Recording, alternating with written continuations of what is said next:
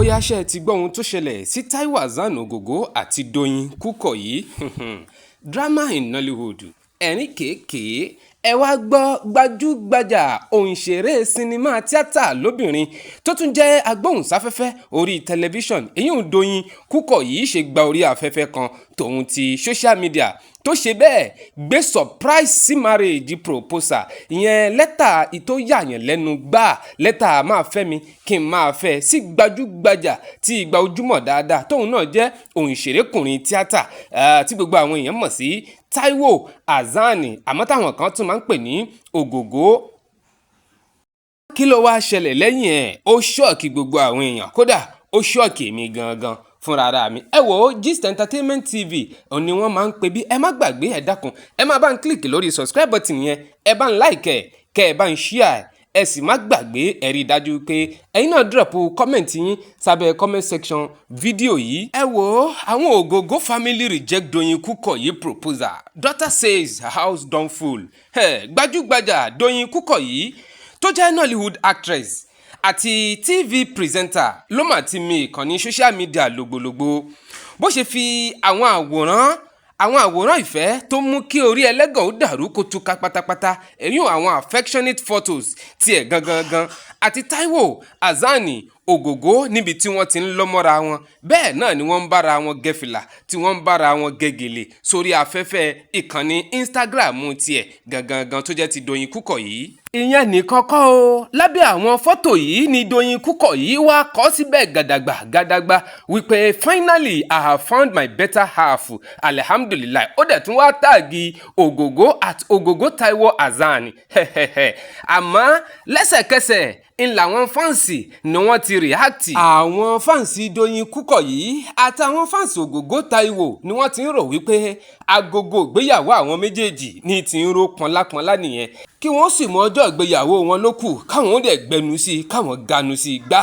Bẹ́ẹ̀ làwọn olólùfẹ́ wọn ń kí wọn ní mẹ́sàn-án mẹ́wàá wọ́n ń kí wọn pé wọ́n kú oríire ẹ̀yìn ìyàwó ò sì ní mẹ́ni bẹ́ẹ̀ ni wọ́n ń kí wọn lóríṣiríṣi lórí social media àmọ́ lójijì ní nǹkan yí bìrí bó ti jẹ́ wípé ọmọ bíbí inú gbajúgbajà òǹṣèré tíátà yìí eléyìí tí Doyin Kukoyi tó fẹ́ yìí Taiwo Hassan Ogogo ọmọ bíbí Ogogo gangan tí orúkọ rẹ̀ ń jẹ́ Kíra Taiwo ṣe fún Doyin Kukoyi ìyàwó tuntun ó fún un lésì tó gbóná jọyìn.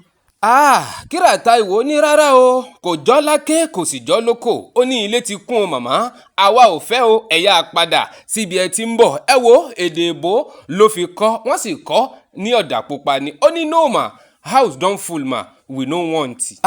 Èsì ọ̀rọ̀ Kíra yìí ó mú kí àwọn èèyàn kí wọ́n gbọ̀n rìrì èyí wọ́n ṣọ́ọ̀kì ọ̀pọ̀lọpọ̀ àwọn èèyàn ni o lórí ayélujára èyí social media lóòótọ́ lódodo ni pé Taiwo Hassan Ogogo ó ti ní ìyàwó méjì gbàǹkọ̀ tẹ́lẹ̀tẹ́lẹ̀ o tó sì ti bí àwọn ọmọ àti ọ̀pọ̀lọpọ̀ àwọn ọmọ sílẹ̀ tẹ́lẹ̀ àmọ́ àwọn ọmọ Ogogo àtàwọn ìyàwó tẹ́lẹ̀ wọ́n ní rárá o àwọn ò ṣetán láti gba ìyàwó kẹta wọlé rárá àti rárá ni. Àmọ́ bẹ́ẹ̀ mà kọ́ lọ̀rọ̀ rí lọ́dọ̀ Doyin Kukoyi ẹ wò ó wọ́n ní ohun tí wọ́n mọ̀ jẹ kì í pọmọ ni o Doyin Kukoyi ò mà sinmi ọ̀rọ̀ lórí social media lẹ́sẹ̀kẹsẹ̀ lòun náà dá padà fún Kíra Taiwo ó ní ìyá ọkọ mi house no fit full o I don carry my baggage come do us the honour of picking the wedding date please. Ó lágbára púpọ̀. Ṣé wọ́n ní ẹni tí ó joyin inú àpáta kì í wẹnu àáké àwọn fáǹsì wọ́n pín méjì báwọn kan ti ń yin Doyin Kukoyi pé káìláì ọmọ ọ̀dọ̀ rere bẹ́ẹ̀ náà làwọn kan ń yin Kíra Taiwo wípé ọmọ ní ọjàre àwọn wà lẹ́yìn rẹ̀.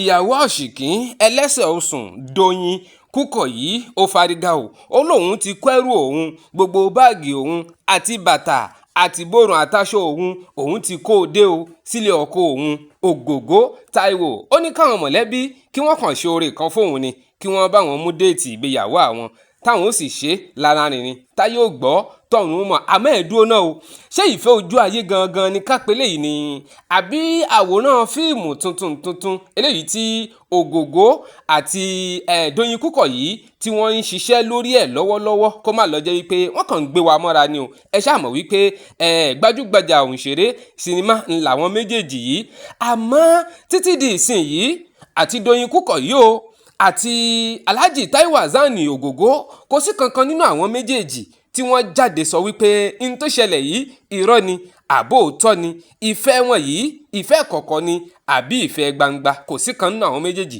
tó jáde tó sọ wípé irọ́ ni. Ó yá, ṣé ìfẹ́ òótọ́ ni àbí wọ́n kàn tiẹ̀ ń wọ́ wa mọ́ra ni? Ẹ máa bá ń drop comment yín sábẹ́ comment section fídíò yìí. Tó bá jẹ́ ìgbà àkọ́kọ́ lélẹ́yìí tẹ̀ ń bọ́ sórí ìkànnì yìí, ẹ wo gist entertainment òun ni wọ́n ń pè bí.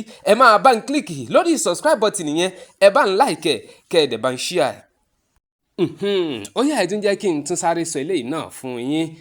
Ajara tóun náà jẹ́ ìlúmọ̀ọ́ká gbajúgbajà nínú àwọn tí wọ́n ń ṣe eré sinimá, eré tíátà ilẹ̀ wa, ṣùgbọ́n tó jẹ́ wípé ó ní àwọn ìpèníjà kọ̀ọ̀kan lágọ̀ọ́ ara rẹ̀.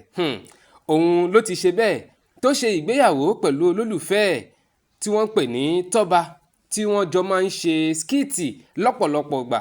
Tọ́ba òun ló ti ṣègbéyàwó pẹ̀lú Aunty Ajara. Òun náà lẹ́rí tí wọ́n ń fi ẹnu kora wọn lẹ́nu yìí. Ìyàwó ọ̀ṣìnkín, àdúrà tiwa ni wípé ẹ̀yìn ìyàwó kò ní mẹ́ni o, lágbára Ọlọ́run ọba mi. Ẹ jẹ́ kí gbogbo wa náà kájọ máa fi congratulatory message wa ká máa fi ṣọwọ́ sí Aunty Ajara atọ́kọ ẹ̀ tuntun Tọ́ba. Ẹ wá rí oríṣiríṣi reactions láwọn èèyàn ti ń show pẹ̀lú ìgbéyàwó tuntun ti Aunty Ajara àti Tọ́ba yìí. Báwọn kan ti ń bú wípé ó kúrú, bẹ́ẹ̀ làwọn míì ń sọ wípé ọwọ́ kan ṣoṣo tí ẹni Tọ́ba fi gbéyàwó tuntun gan pàápàá. Bẹ́ẹ̀ làwọn míì náà ń sọ pé Tọ́ba ṣáàdákun ṣe Aunty Ajara jẹ́jẹ́. Ẹnìkan náà tún ní Tọ́ba rí i dájú pé o ò fi Aunty Ajara o ò fi ṣoògùn owó. Oríṣiríṣi reactions, oríṣiríṣi àtakò làwọn èèyàn ti ń ṣe sí ìgbéyàwó Aunty Ajara àti Tọ́ba yìí. Àmọ́ ó kúrú kò kúrú, ó ga kò ga, ó nídìí kò nídìí, Aunty Ajara àti rọ́kọ tiẹ̀ o. Gbogbo àwọn lẹ́sẹ̀ ṣóṣòṣó wọn ni kan wá ọkọ tiwọn síwájú. Lẹ́ẹ̀kan sí Aunty Ajara àti Tọ́ba, akíyín ẹ̀yìn ìyàwó kò ní mẹ́ni o, lágbára lọ́wọ́ Ọlọ́run. Tó bá jẹ́ gbà àkọ́kọ́ rèé tẹ̀ ń bọ́ sórí ìkànnì yìí, ẹ dákun ẹ má ṣe méní ṣe méjì, ẹ máa bá ń click lórí subscribe button, ẹ bá ń like ẹ bá ń share, ẹ̀yin náà ẹ drop comment yín sábẹ́ comment section fídíò yìí. Kí lẹ rí sí ìgbéyàwó Tọ́ba àti Aunty Ajara àti ìgbéyàwó Alhaji Taiwo Hassan Ogogo àti mọ̀mọ́ Doyin Kukoyi? Ẹ máa fi ṣọwọ́ sínú comment section fídíò yẹn gidigba. Ẹ ṣé o, ó dàbọ̀, ó dìgbà kan.